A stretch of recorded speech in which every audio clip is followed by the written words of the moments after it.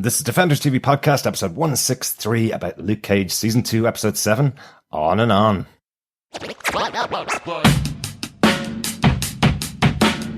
I'm holding back?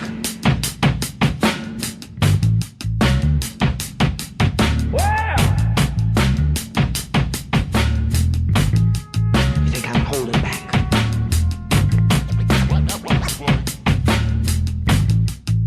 I'm out to save you.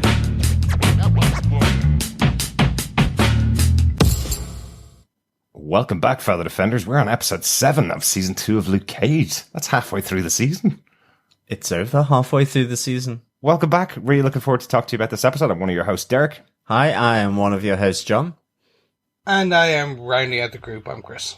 And hopefully, by the end of this episode, we'll know whether England have gotten through in the World Cup. Because being the podcasters that we are, we obviously are avoiding sports. So, Yes. so we really have no idea. Sports is very low down on the list. It They is, won it true is. football, and that is American football. Much lower down the list. Go Saints! That is true. Go Ravens. We are all American football's fans. Go Ravens. Go Carolina Panthers, where Mike Coulter's from. Well, Carolina, originally. So I claim that for Luke Cage, it's the Carolina Panthers is our football team. But gentlemen, we saw a lot of interesting things in this episode, did we not? Yes, we did. Yes, piranhas feeding on piranha. Is it cannibalistic? I don't know. It's full circle. Definitely. Mother Nature really showing off. Well, that or Bushmaster showing off, I think, is pretty close to what's happening. But Exactly. obviously, this is our spoiler-filled discussion of the episodes. We're not going to spoil anything more until we get past the next section of the podcast. But make sure you've watched episode 7 and all the episodes beforehand before you listen to this podcast, of course. If you're joining us for the first time, please make sure you subscribe over on our website at defenderstvpodcast.com. You can subscribe to us on Apple Podcasts if you're an Apple device user, and you can now subscribe to us on Google Podcasts, which is released in the last couple of weeks. Should have all of our episodes up there at the moment. So an option for Android users and for Apple users. Pretty good, right? The choice is endless. This episode is brought to you in part by Stitcher Premium and Wolverine the Long Night, but we'll tell you more about that later. Let's get into our discussion of episode 7, On and On. This episode was written by Nicole Morante Matthews. She has written episodes of NCIS and Law and Order, and has a second episode of Luke Cage coming up this season with episode 11, coming up about 4 episodes away, if my maths serves me correctly there. It does. You wizard. It's impressive, isn't it? And this episode was directed by Rashad Ernesto Green. Rashad's had loads of TV credits, including Supernatural and Grimm. This is his first Marvel credit, though, so hopefully we'll see him back in future. Lots of kind of big moments in those shows, a little bit more supernatural. But maybe the opening of this episode might be a little bit supernatural. We'll see how we get into it. I've just had a little fanboy wee, I think, there with Supernatural. This will be good stuff, I reckon. Good stuff. Well, we've seen the episode. Hopefully you liked it. John, do you want to tell us what they gave us with your synopsis of the episode? Sure. A bruised Luke Cage manages to escape his watery end, but still reeling from the showdown on the bridge with Bushmaster, finds that Piranha has gone missing from his father's church. Luke teams up with Misty to find Piranha, only to find a gruesome scene with Piranha decapitated and his head left in a piranha-infested fish tank. He had been captured by Bushmaster, who used him to strip Mariah Dillard of all her money and assets. Elsewhere, the hunt for the snitch heats up after Mariah realizes that Captain Ridenour has an informant. As Comanche and Ridenour meet, they are confronted by Shades, who regretfully removes the police informant from the board. Despite this victory for Mariah, she flees the club with Tilda after Bushmaster reveals his endgame. As he corners Mariah and her daughter in her house, he leaves it burning with them in it, as revenge for the Stokes family burning his mother alive. As he claims Harlem's paradise, an unexpected saviour arrives to rescue Mariah and Tilda from the ashes. Good one, John. Let's start at the beginning where all good things start, because we got probably the biggest cliffhanger of the season so far, back at the end of episode 6, where Luke is treated to some dust in the face, which paralysed him and then kicked into the river. I guess that's the Hudson River, right? running through New York? Maybe. It looked very small for the Yeah. Hudson River. Maybe there's a river that runs through Harlem. Probably a tributary. Hudson's massive. It is. So probably not the Hudson River then. That's how little we know not living in New York. But yeah, this is quite odd, I suppose. It is kind of what we thought was going to happen with Luke getting out of this. We thought either somebody was going to save him or that potentially this would just wear off and he'd be able to get out of the river. But it's quite difficult to tell exactly what happens. It's not very clear. If someone had gone in to save him in the river, obviously very clear how he gets out of it. But this just seems to be a lot of flashbacks are coming into his mind as he's dying or drowning. I guess that's what this usually represents. He's flashing back to his mother and father visiting him in prison, flashing back to his Luke Cage costume, which I thought was hilarious and awesome.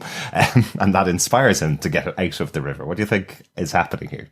I think they were trying to go for some form of kind of divine intervention. Mm-hmm. Yeah. As he kind of says, oh, I felt like Mum was trying to speak to me. I think that's what they were trying to go for, which is kind of, we know that Bushmaster is somewhat mystical, so they want to add an element of mysticism to Luke Cage and that. But it just came across that he had like a near-death experience, it flashed before his eyes, and then he copped on and got out. Not saying, like, as you said, like seeing him in the tiara was great. Seeing that scene explained where he's behind the plexiglass with his mother and his father, and then getting it further explained later on, that worked. That, like, from a cinematography point of view. Yeah. Yeah. There was no fear that he would potentially nearly drown or something like that. We knew he'd get out, so there was no crisis point to it. It's like no one, like, I would have preferred having seen a Misty or someone from the Hero app dive in and pull, and like people rally around Luke Cage to pull him out of the river, and then that kind of emboldens him further. But what we get is he saves himself and then has a crisis of conscience, and that then leads to the heart-to-heart with his father. Yeah. I really like the flashbacks in that they tied back to that heart-to-heart with his father. Yet, to me, it looked very much like his life flashing before his eyes. That kind of sent the adrenaline pumping, and it kind of, in some way, counteracted whatever Bushmaster had blown into his face. I really wish there had been the Samwise Gamgee moment, to be honest. I think, Chris, actually, you hit it right on the head there. There has been mention of this app, so it didn't need to be a Misty. It could have been someone who had clocked him and so on. I really would have preferred that moment to him suddenly and seemingly just waking up. And again, we have the bad guy where he's just kind of upped and walked off the bridge without making sure that his kick to Luke and him potentially drowning has actually worked. So, yeah, it was just one of those things where it really did feel like a lot of other things that have happened in other shows.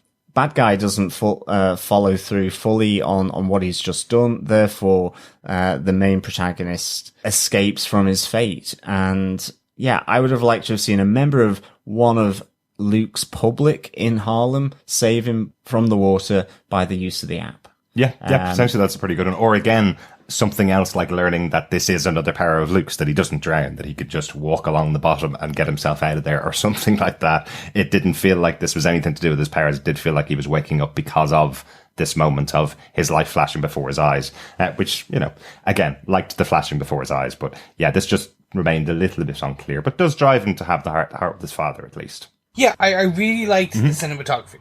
Like, they did film it underwater. They could have gone the cheesy route, but it did. He was Mike Coulter being Mike Coulter. He's expressive. It looked beautiful. The unfortunate thing, as we said, is just it was hazy and unclear in terms of what happened.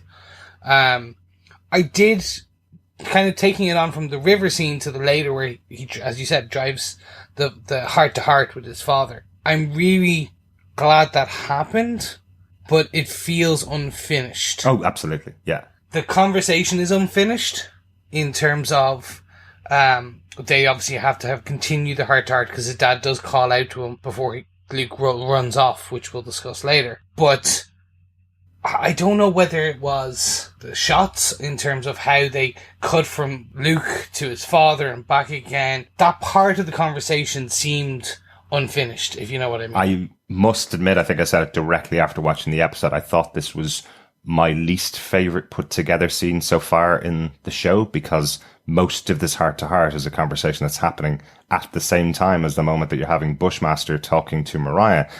And it feels like they're trying to make some kind of parallel there between those two conversations, but there's no parallel. It's two huge conversations that need to happen and also need to be separate scenes. But I think the only reason they're doing it is so that when D-Dubs comes in at the end of the conversation that Luke's having with his dad, he still has time to save Mariah, because the conversation's happening at the same time, but it just doesn't feel right having those two really important conversations happening at the same time. Yes, thank you. That's put the finger on it. I know they like to box end some of these nice big tempo moments with the music and the songs, but I feel you're right. Those conversations should have been separated out and not bookended with the music and the songs in the background. Yeah. Because it did take away to a degree. Definitely. It was two different things. It was, I think finding more out about Luke and his dad's relationship, why he was annoyed, why he effectively abandoned Luke, I think was really, really interesting. But it didn't sit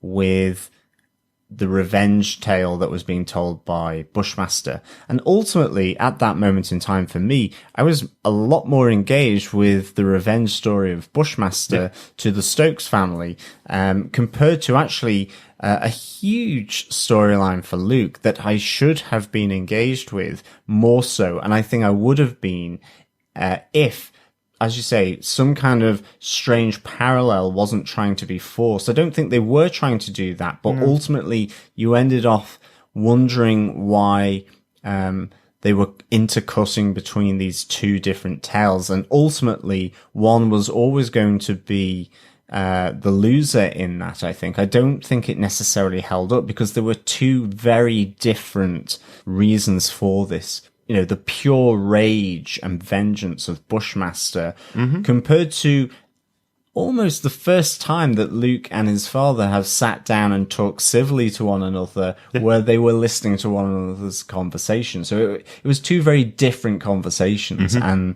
I don't think they really should have been intercut. It's interesting because, as you say, John, there is some big revelations here from what's going on. I find it interesting. We talked about before that I had said, and I think I talked about it in feedback in a previous episode as well, I had said that I didn't believe his father, as he has a bit of a mask on and he seems to just want Luke to forget without going into the details of what it is that Luke's supposed to forgive him about. What we find out here is that Luke's pissed off with his dad because his dad never believed he was innocent. And his dad tells him, well, that wasn't actually it. He blamed Luke for his mother getting cancer and now he's sorry for that. It's kind of, how do you connect these two characters together and how do you make them forgive each other when neither of them actually know what they're angry about with the other person about? Until they sit down and have this conversation, they don't really realize that, well, Luke never wanted to speak to his dad again because he never stood behind him, even though he's his own father and he was telling him, I'm innocent. But that's not why James was annoyed with him. So it's good to have that moment out there. It's definitely cleared the air.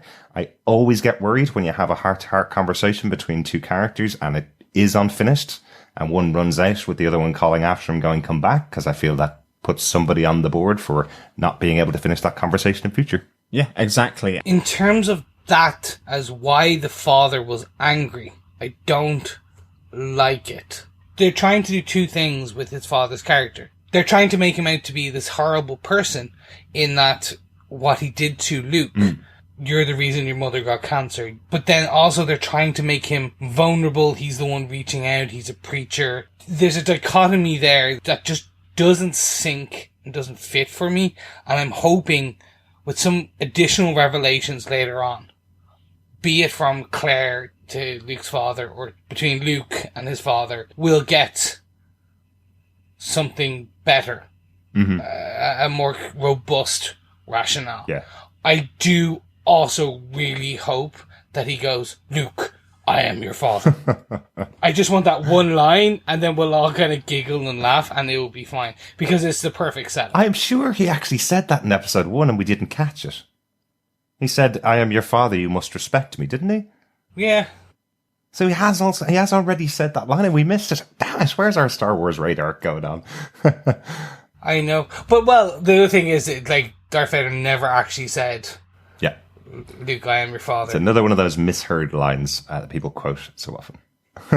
But moving from one Sith Lord with a full metallic body and android parts to Misty Knight with her robotic arm. Gentlemen, bullet point number 2. Yes. Misty is a private citizen. This answers our questions from last episode. I love how this happens sometimes when we ask questions and they get answered almost immediately with the next episode. So very happy we kind of held off on our decision as to what had happened in that scene, because it's made plain here Misty has left the police force, and we have Captain Renner coming down and visiting her.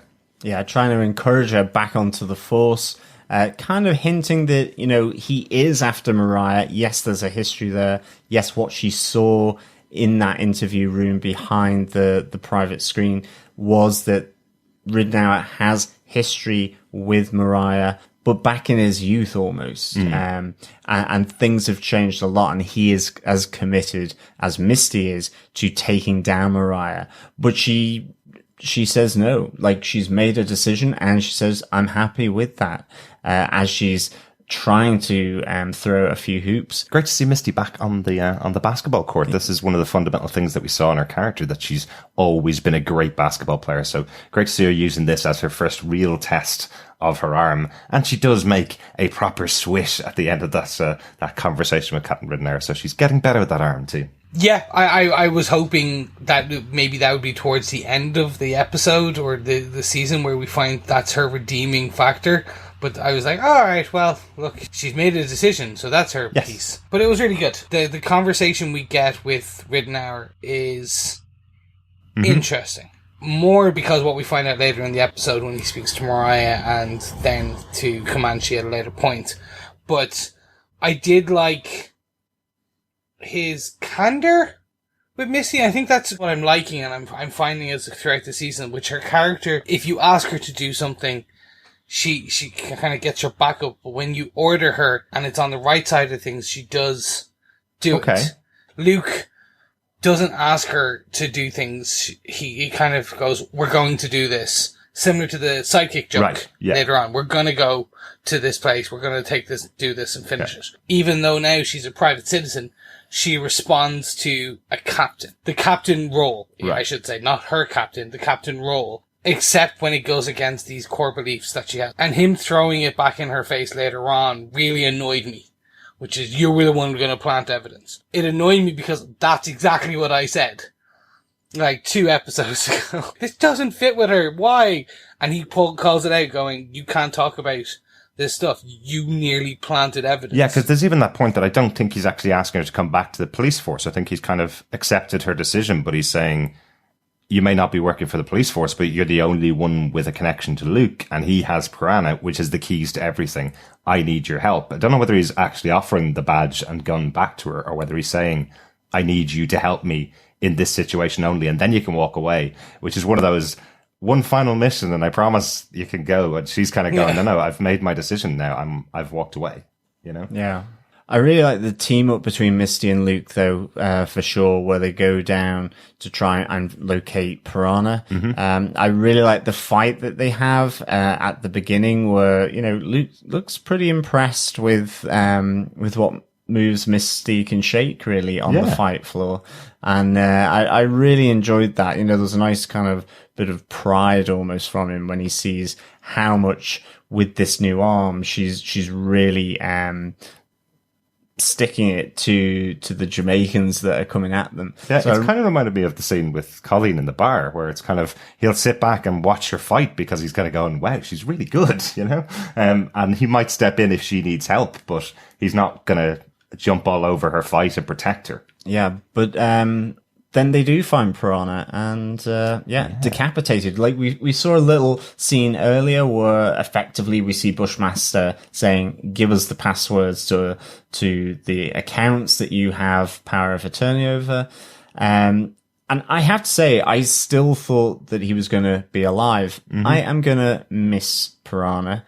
A bit like I think, on the feedback last week, it's, yeah, he's a douchebag, but he's kind of a lovable douchebag. Yeah. I really like some of the scenes with him and Luke previously. So I feel it's a little shame that he's gone, actually. But not only that, I think in terms of what Bushmaster got him to do, which was effectively clear the accounts for Mariah Dillard, is that I don't think you then go and kill him. Because what you've got is someone who is power of attorney who's just been killed. Yeah, I know what you mean. So it felt a little unbelievable that he was going to kill him, because all of a sudden that money, maybe there's something suspicious around it. And of course there is, because the person, the accounts that it's gone to, has just killed him. So I didn't think he was going to kill him at all. I was really surprised to see Piranha's head swimming around with little tiny piranhas, with it being nibbled on, because I didn't think that was smart of Bushmaster at all. And the guy has been fairly cool, calm, and collected up till now. I know what you mean. It feels like the Yardies are criticizing him for choosing the name Piranha and working out of an office. It feels like he's chosen a gang name, but he actually works in the upper class society of Wall Street, so they're going to punish him for that. Unlike the other beheadings that we've seen throughout the season so far, they're beheadings and that's it. And then they're put on spikes to punish Mariah. This was specifically, you called yourself Piranha, therefore you're going to die by that name. You know, see what real piranhas can do to your head. It felt almost like a serial killer type of way of killing someone. And it feels a bit more reactionary than we've seen from the characters before. So I know what you mean. It does seem like a very odd decision. And as you say, even weirder, he dies on the day that $356 million is transferred from Mariah's account at his request to someone else's account. So yeah, that should easily be able to get reversed by your bank. Yeah, I mean, if you're going to get the heat down on you from the police, the feds, or any of that, you probably don't kill the guy that's got power of attorney. You probably just hold him hostage. It's just a little gripe I had. I have a question. Do we think Riddenhauer has processed Misty's... P45. Yeah, pretty much. Her P45. Her dismissal. I don't know whether that matters at the moment. Misty has told Captain Riddenhauer that she no longer wants to be a police officer. That may change in a future episode. I think it's changed by the end of this episode. Maybe. I think what happens, which we'll discuss later on, to Riddenhauer, I think that potentially could change her mind. I think that gives her renewed cause, if you will. I'm wondering, is she actually gone from the force? Like, when you're an ex-cop, can you just suddenly go back to being a cop? I'm assuming not.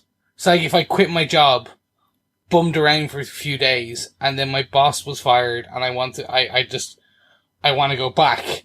But then I'm like, well, you can't, you quit. Because there's process paperwork, blah, blah, blah. Can she just waltz back in? Because it kind of looks like later on, she does just that. So I'm wondering, is this private citizen piece for Misty a temporary piece? I think we just have to see. I mean, she could be. It seemed pretty definitive that she wanted to be off the force, hand in her badge. And to be honest, I think with the team up with Luke, it's like she's going that way. I think you're right. Probably with the Riddenhauer effects happening by the end, she may feel she wants to be back. But I think we just have to see. Yeah. Yeah. Let's have a move on to point number 3, because Riddenhauer has another quite big moment in this episode. Other than talking to Misty about getting access to Piranha through Luke Cage, he does have another quite big moment in here that is still playing into our big theory. Bullet point number 3, who is Tilda really? We have quite an interesting moment here when Captain Riddenhauer goes to talk to Mariah and tells her to come clean and turn on shades. And then he starts to kind of use another couple of interesting comments that he makes. He gets thrown out by Mariah when trying to use her daughter Tilda against her, almost. He says, kind of suggests that her former husband isn't the real father, so suggesting again she's not a Dillard. She's definitely a Stokes, because we know that's her mother. Or she's a Riddenhauer. Or she's a Riddenhauer, potentially. Is Captain Riddenhauer the father? Now, I'm not sure about that. That's exactly what the scene played out to me, that he's the father. Yeah. But now that he's dead, I'm not sure whether that really has any huge impact. It may in the future, possibly, but I think that's the way it was playing out. And then he made the weirdest comment for me, because I speculated about a character like this early on in the season. He makes the comment, does she even know how old she really is? And suddenly I was going into weird places again, like I did with Bushmaster, as to whether he's 100 years old and has just been kept young. Is she a really old character that's been kept young somehow and hasn't got the memories of how old she really is? They need to stop messing with me on this, or I need to stop thinking about ancients being in Luke Cage. Yeah, it was a weird thing to say. It could just be simply that she's older, but not, 5 years or something, or 5 years younger, or something like that.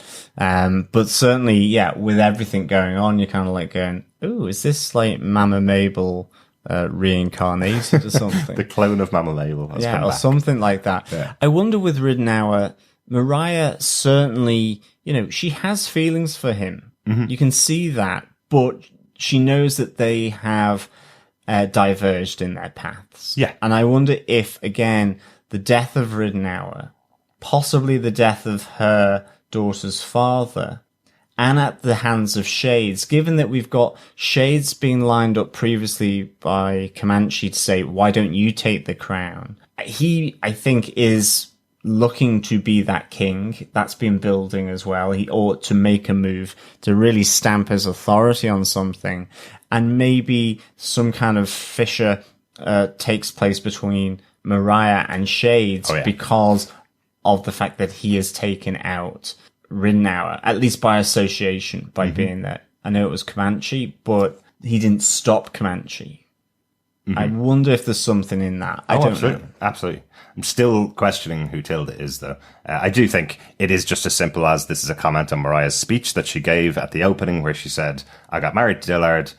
Dillard left the town, and while he was away, I found out I was pregnant, and she was born the day he died. And this is actually turning that all on its head, and Ridnour saying, actually, I was the father. That happened well before Dillard left, and you haven't even told her the real story about who her father actually is, and it's me. It happened out of wedlock. I think it could just be as simple as that, but it just threw a lot of things into shade, and then he dies directly afterwards. So yeah, unfortunately, we still have to wait a little bit of time for Tilda's real story. I'm in agreement with you. Mm-hmm. I'm taking it that Ridnour is the father. They dated at an earlier stage. We'll find out that Tilda's actually 2 years older or something than she actually said. That Mariah broke up with Ridnour and then joined and married Dillard. And Dillard took the baby under wing, and that's where the story became. But that's essentially it. I think you're right. I think this then causes, once Shades admit what's happened, this causes the additional fracture. This then potentially as well causes Tilda to... We already saw from the look she gave Shades when Shades walking down the stairs that there's no love lost between them. I think this could be an additional turning point that causes Tilda to become the evil that we know she potentially has inside her. I think Tilda will be our new Black Mariah. Tilda will take over from Mariah or join with her, so we have the two queens, the queen and the princess of crime. And I think that's where it's going. I think Tilda will kill Shades, or Mariah will kill Shades, or attempt to, when Shades has a coup based on this. Right. I think Mariah is going to become too soft based on the end of this episode. I'm really enjoying where it's going. Like, I was so sure by the end of this episode that when Tilda was released from her bonds, she was standing quite close to John McIver. And we'll get into that more, but I was so sure they were going to hold hands or kiss or something. I really don't know where you're getting that from, Chris, but we'll see. We'll see. It definitely didn't happen in this episode, so we'll see in a future episode. No, and I don't think it's ever going to happen. I just think I was like, oh, they're going to do it. They're going to like it's going to be the big reveal. We'll definitely talk about that in the later point if you still want to talk about it there, Chris, because I don't always see want to talk about it. But this whole scene then really finishes with Mariah saying that she's been cleaned out of a sweet $356 million. That's a fair bit more than we thought, wasn't it? by Bushmaster when Ridnour has gone. Yeah, that's pretty big moment. She's gone. She's cleared. You know, I think at least she's lucky that she had a couple of grand stashed in case of emergencies. So she does have a getting out plan, but it's never going to be as much money as 356 million available to her in her current account. Not fun.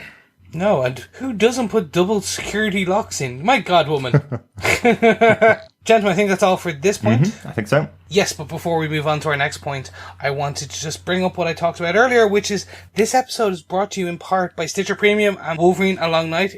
If you don't know what I'm talking about, Wolverine A Long Night is the first scripted podcast from Marvel, potentially the beginning of a Marvel audio universe, who knows? But it's definitely a fantastic podcast. It stars Celia Bulger, Atto Asando as Agent Pierce and Marshall, and of course we get the amazing Richard Armitage as Wolverine. It's really good. For those who've been listening, fellow members who've listened along, I've finally got to the end of it. A fantastic 10 episodes are fully available on Stitcher Premium for right now, and it's binge-worthy enough, I would recommend, but it's good as well just for extended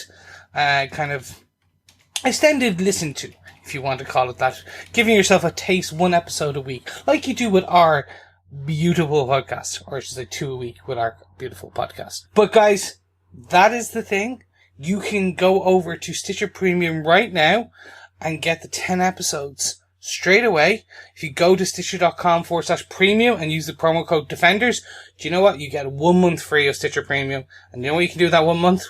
You can listen to those 10 episodes. But let me know what you think of Wolverine A Long Night. I'd love to hear everyone's thoughts. Yeah. But, on to bullet point number 4. Shades finally finds his mole. Not his Wolverine, his mole. Yes, he does. There's lots and lots of excellent moments in this episode overall. There's quite big moments. We're at episode 7. I think we probably have noticed in all of the Defender shows so far, all of the episodes of all of the various shows, that once it gets to about episode 7, you're talking about your big revelations and your big moments. This moment here where Shades finally finds Ridenour and Comanche talking to each other, his closest confidant talking to greatest enemy, I guess, head of the police force, right? I guess that would be Shades' biggest enemy. Really wasn't expecting Shades to come out of the shadows at this moment. Shades' reaction at that dinner table just screamed, oh, he knows it's Comanche. We knew he knew it was Comanche based on the last episode with the conversation of Mariah, who knew, and Shades asking Comanche when they were in the pop barbershop around Cottonmouth. Like, the pieces connected together. And then when we see the text message on Comanche's phone from quote unquote mum, I kind of all felt, I was like, oh, it's going to happen. Okay, Corral, the showdown is about to happen. Yeah. What I didn't expect, we get that kind of the back and forth, Ridenour suddenly offering Shades immunity as well. And as soon as he said that, I was like, everyone's dead. Oh, right. I thought it was just going to be like this, kind of like that 3-way Mexican standoff. It's like they're all pointing 2 guns at each other. It was exactly what I thought. But I'll let you guys talk about that, what your thoughts were on it, because there's a point at the end that, Derek, we need to discuss. Mm-hmm. So, first of all, before we get into that point, what did you guys think about just the revelation, the conversation before the shooting began? Yeah, I thought this was really well done. I think, like you say, Chris, you kind of got the sense that Shades, there was this idea, is he protecting Comanche, or is actually he's just feeding Comanche the line so that he can hook him? And also for Shades to confirm in his own mind that it is Comanche as well. Mm-hmm. And here we get that hook, and I thought it was really, really well done. I loved the bolt out of the blue from Ridenour. Was it desperation? Probably. But ultimately, he was putting an offer on the table there. But we see again Shades moving in that direction to try and become the king of Harlem, both with refusing Ridenour, but also then with the killing of Comanche by Shades, which I thought the second shot was a little excessive, because ultimately it may have just undermined his own evidence in terms of absolutely. getting out of there. Yeah, I don't think excessive is the right word. I think just stupid, downright stupid is the right word. I do like that there is a play from Ridenour. Effectively, the reason why the play is coming to Shades is because his spy on the inside, his mole that he's let out of prison and has been depending on to get this information, has literally just told him 2 seconds beforehand, I want out because Shades is cutting me off. He's not giving me any information. Mariah hates me. She's not giving me any information. There's no point in me staying in here. So Ridenour takes that piece of information he's just got and goes, ooh, Shades is here. Maybe I can use him and get him to become my new mole. Yeah, bad plan on his part as well, but he is also has that piece of information that his own mole is not willing to work for him anymore. I'm agreeing with you. The second shot completely undermined it. They should have gone with just keeping it at the 1, or playing into the emotion, and then we see Shades empty a clip. Yeah. Based on his final words. It should have been the extreme, kind of he stays completely logical, like he said. Exactly. Or fall into that emotion. And that's where I wanted to discuss. We all had this discussion based on 2 episodes ago, where we get the revelation that Comanche has accepted who he is, and he's admitted it to Shades. We discussed then that we wanted something to come from that. It was too much of a bit of a passing conversation. We wanted more. I was not happy with this resolution. I talked about how I would prefer to happen, that Shades kind of admitted that he loved him too, but more than what he says now. He says that his love for Comanche blinded him to the Comanche being a snitch. When he said that, I didn't take it as love. It was brotherly love or something along those lines. I feel the revelation we got in the previous episodes didn't play that much. It didn't have the impact that I wanted. And that's my view. It just, for me, felt like that previous revelation didn't have the impact here that I want to. It just felt like if even Shade say that my love for you as a brother, like if he had have said something along those lines, he didn't have the emotional breakdown that I would have expected if you have to kill your loved one.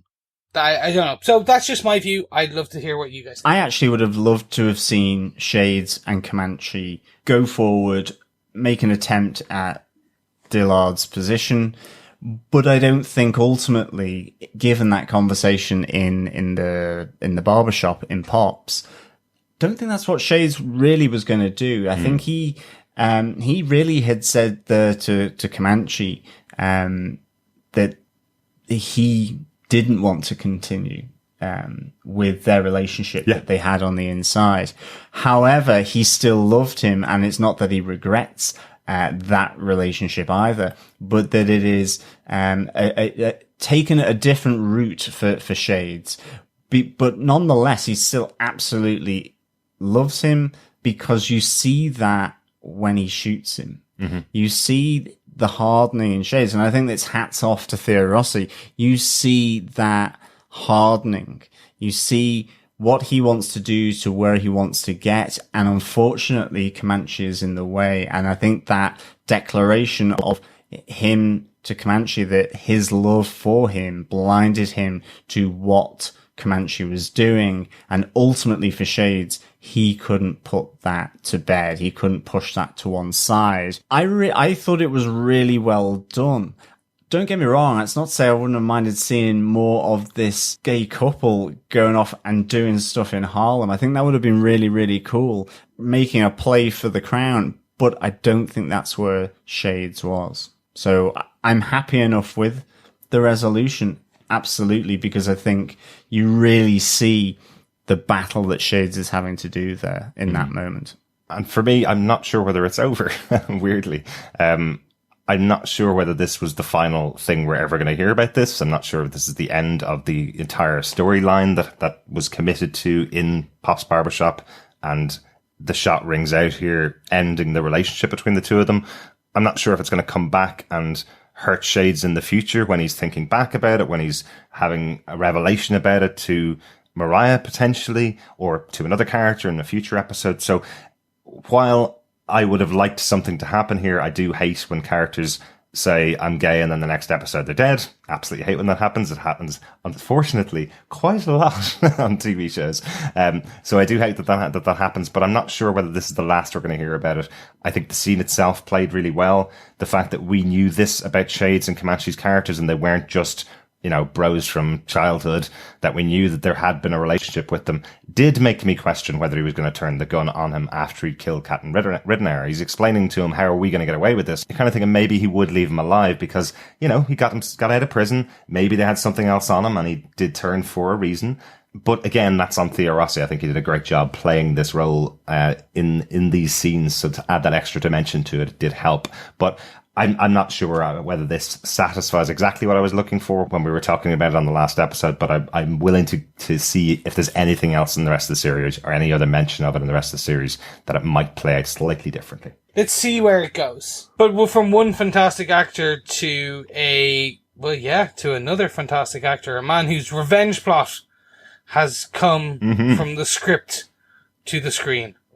To real life, I should say, actually. Bushmaster gets his revenge, and it is done by episode 7, gents.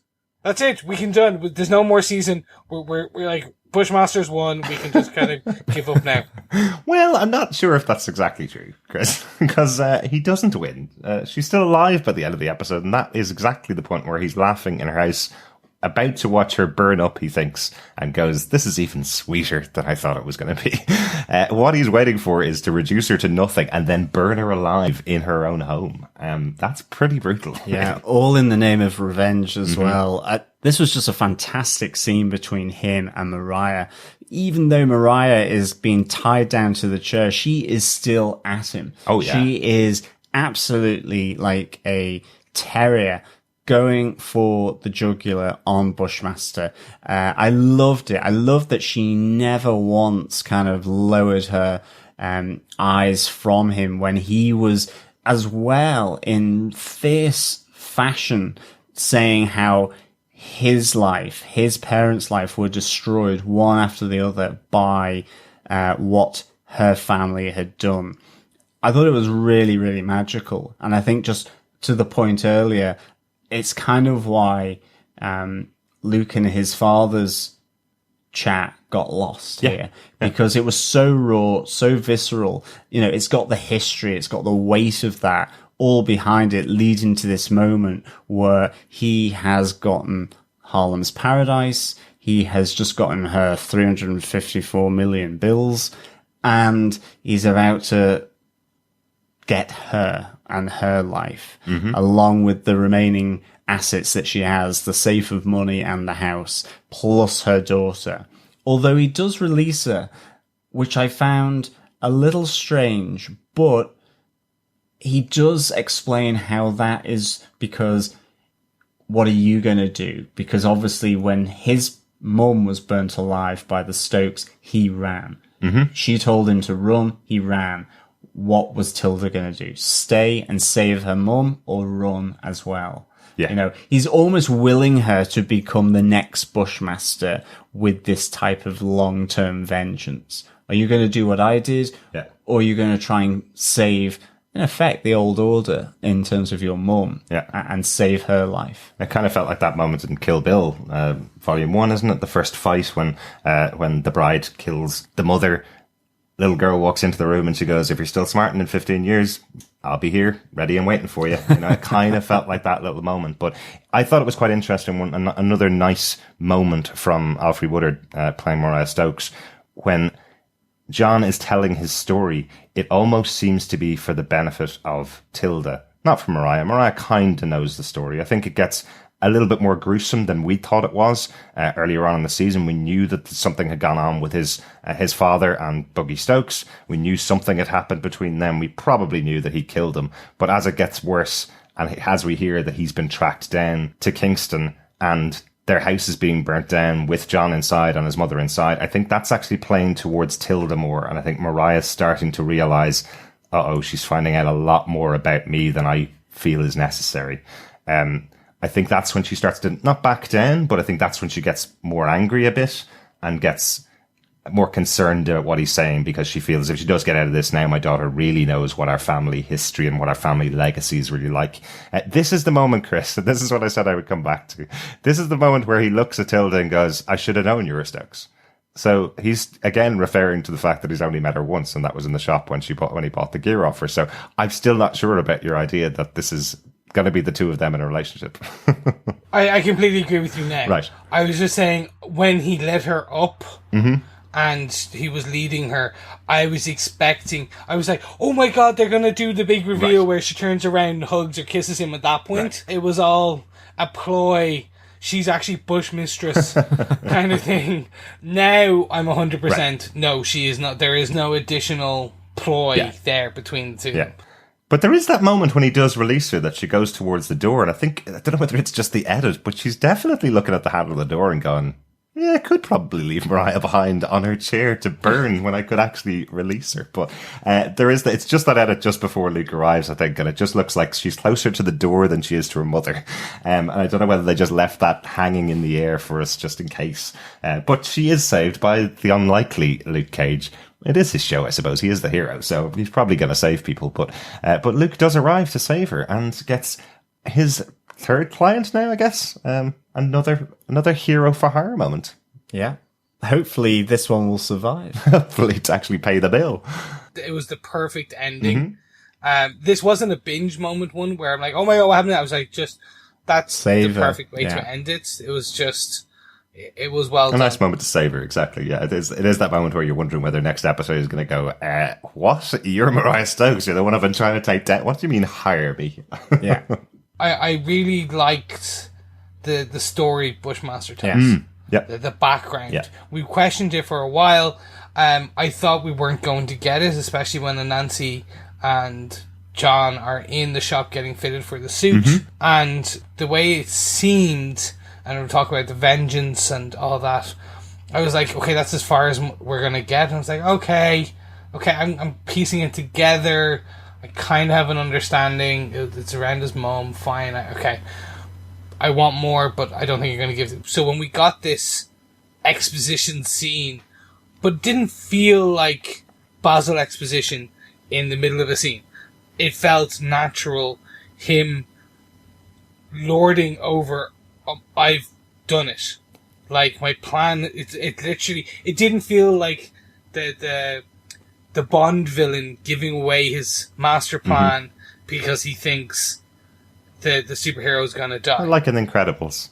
Oh, look at you got me monologuing. Yes. Yeah. It doesn't feel like that. As I say, and I think that's part of the reason why it plays so well, is because it starts to move from him accusing Mariah Stokes of everything that happened to him telling the story about everything that happened to Tilda. And I think that's there's kind of a switch in the middle of the conversation that makes it work really well for me. And I think as well, that moment where he walks into Harlem's Paradise as well, and you've got reggae playing as well.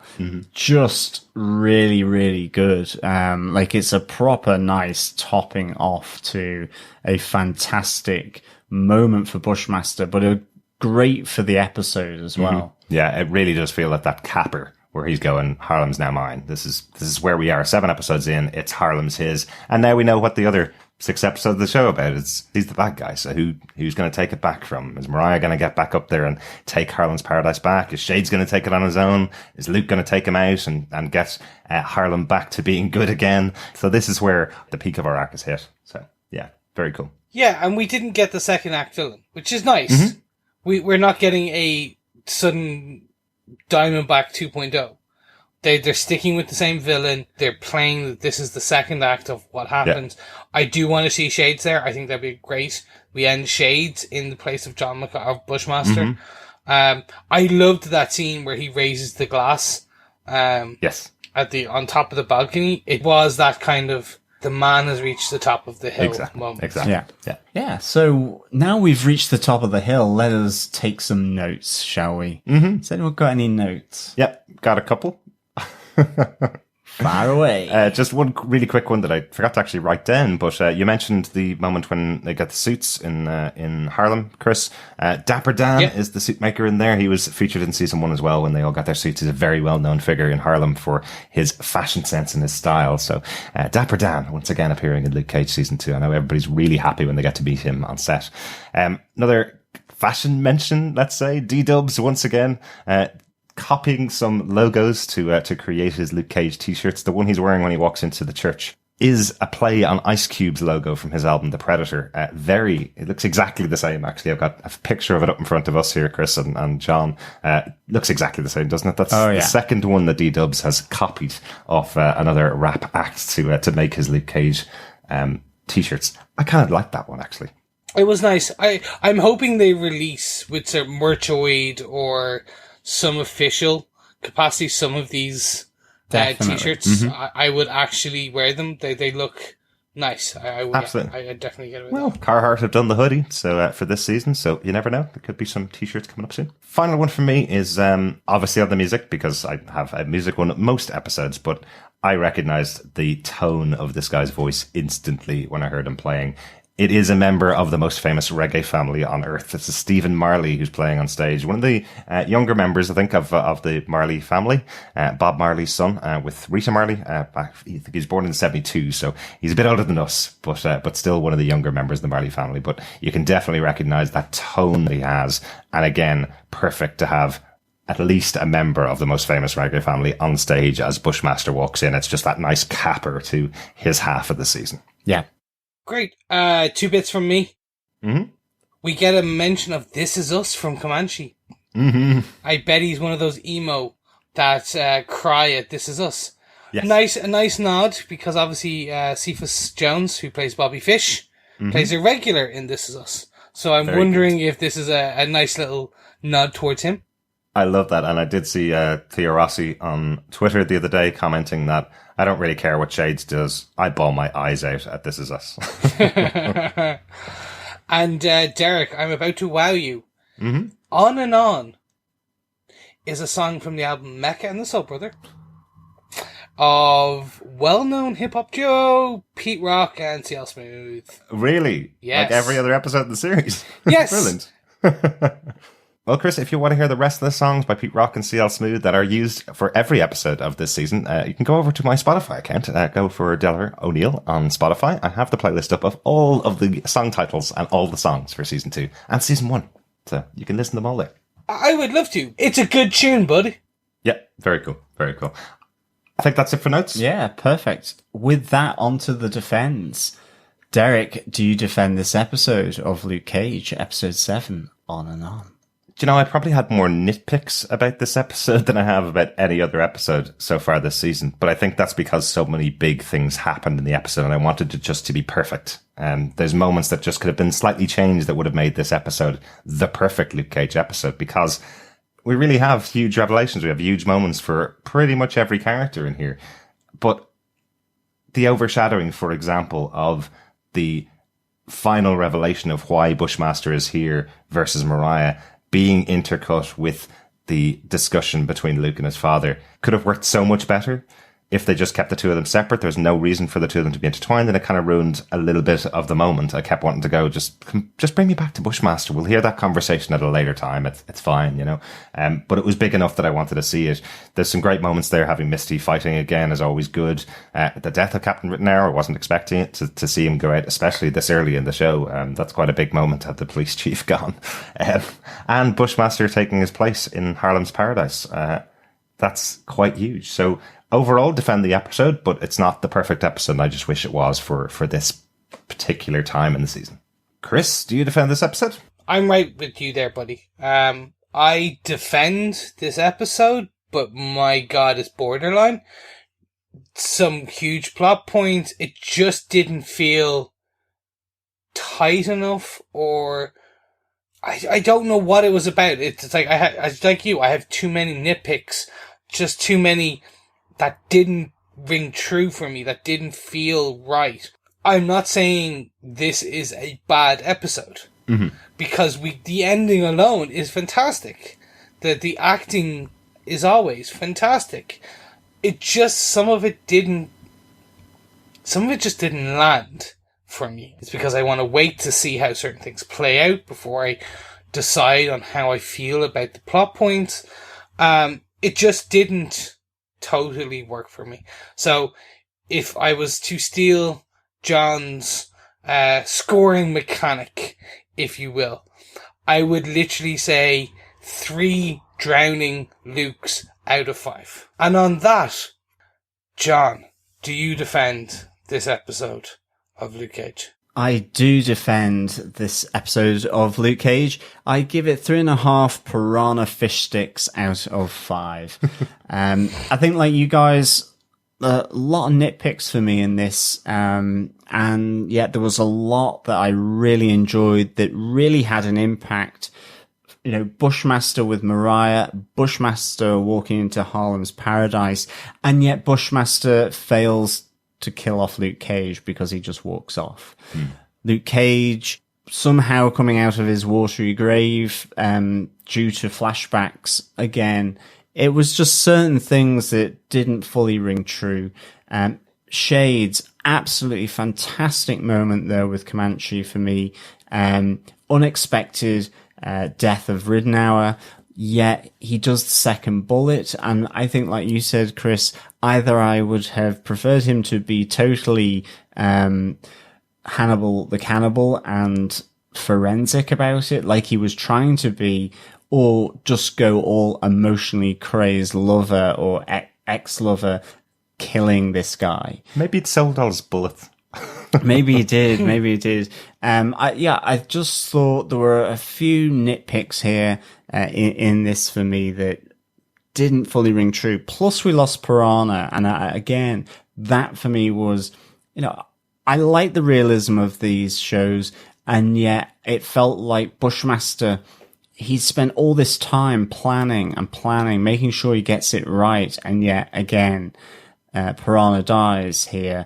And I think that would have just torn down what he was trying to achieve. So, yeah, a lot of nitpicks in here for me, but also some great storyline resolutions and moments here in this. And so I do defend it. But I think, like you, Derek, and you, Chris, if maybe a few things had been done a little differently, this would have been the perfect episode for me. Yeah.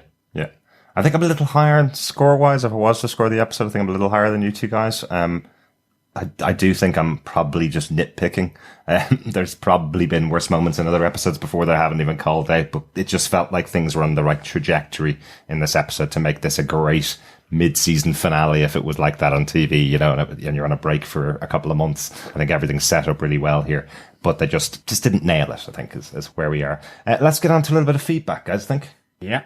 Sounds good. So you can send in voicemail through our website to defenderstvpodcast.com and click on the right-hand tab and leave up to 90 seconds of voicemail. Or like Ronaldo, you can send us email in at feedback@defenderstvpodcast.com. Ronaldo says, "Hi guys, just wanted to drop a few thoughts on episode 7 of Luke Cage season 2. I must say I'm enjoying this season a lot more consistently than the maiden season, and I'm loving the themes of family and loyalty. Seems the recent season 2s of Jessica Jones and Luke Cage now seem to explore family affairs, and we could well see that for Daredevil season 3 with Matt's mum. I'm loving the exploration of not only Cage's parents, but also that of Bushmaster, and his tragic reveal of his family tie with the Stokes. It was also cool to discover the origin of his name too. The empathy for a villain is always a winner, and no less so here. Mariah and Bushmaster are very solid villains, and although I don't think they eclipse Kilgrave, they still lean towards the side of the better Marvel villains on screen." Ronaldo goes on and says, "Being a comic fan, it's always a bonus to see and hear about secondary comic characters, but geez, they are falling left and right on the show. Cottonmouth, Cockroach Hamilton, and now Comanche and Piranha Jones bite the dust. All of them being, quote, regular rogues in Cage's gallery, gives their deaths more emphasis. I guess I kinda like Piranha, but if you live by the sword, I guess you die by it too. Or did he live by the pen? Or did he and live die by by the piranha? Die by the piranha, I'm not sure. Exactly. Finally, Ronaldo says, Comanche and Shade's friendship and ultimate fate was both brilliant and sad too. I know they are both hardened criminals, but the loyalty they had for one another was well shown, and the sadness and betrayal performed by Thea Rossi was bar none. Brilliant stuff. Mm-hmm. Keep up the great work as always, Defenders. It's always a pleasure to listen alongside the watching of every new Netflix series. I'm so happy this season has been a marked improvement to at least the second half of season 1. Looking forward to all the reviews to come. Cheers, Ray. Thank you so much, Ray, for that. Yeah, Comanche and Shades, such a great little story arc thrown into this kind of first part of Luke Cage for me. Definitely. And I think he's pulled it quite rightly. Thea Rossi, really superb. Just getting that right mix of sadness and betrayal, and dare I say it, ambition as well, I think, in his eyes there, for sure. Yeah. I know what you mean about the comic book characters just appearing and disappearing. We had a bit of that in Jessica Jones as well, where some more Z-list characters appeared in the show and then got killed off in first and second episode. This time, these guys are genuine, regular rogues from Luke Cage that are disappearing and being gotten rid of pretty quickly. It seems to be almost one headless body per episode this season, sadly. Chris, do you want to take the second piece of feedback? Sure. Over on Facebook, Jamie Young had this to say. I didn't expect the Shades and Comanche situation to resolve so quickly. If we can call that a resolution. I guess Shade really is loyal to Mariah. Such an emotional scene. Nice to learn a little more about the McIver and Stokes family feud. I really thought Mariah was done for. She's still one of my favourite things about this series. Thank God Luke saved her. After all. LOL. Absolutely. I bet Luke wasn't expecting to save her. I don't think so. Yeah, I totally agree with you about the Shades and Comanche scene being resolved this soon. I'm really hoping there's just another little moment, potentially maybe some flashbacks to some earlier scenes of the two of them when they were kids, something like that, so you can actually see how much of an impact Comanche's death is having on Shades, the fact that he no longer has a right-hand man to depend on anymore. Now that Comanche's gone, potentially puts him in a more precarious situation. I don't know whether it's the loyalty to Mariah that did it. I think it is just potentially the fact that, well, Comanche turned on him and was a snitch to the police, so he can't really abide by that. Potentially it's just that, but I think we might see a little bit more, and I hope so. Yeah, thank you for the feedback, Jamie, because I definitely agree as well. It would be nice to see Comanche play out in that sense off screen here with Shades, where he feels remorse, guilt, or as you say, it just leaves him isolated and has no one else who has his back. Mm-hmm.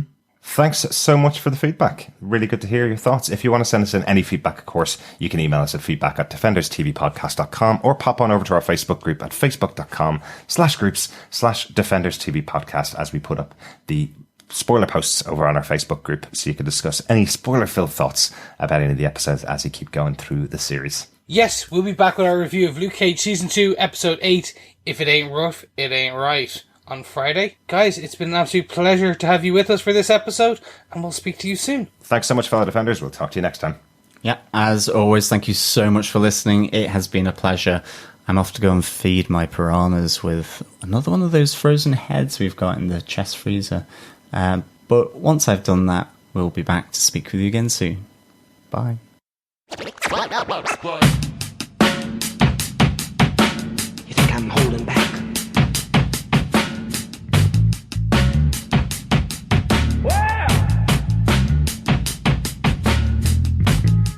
You think I'm holding back?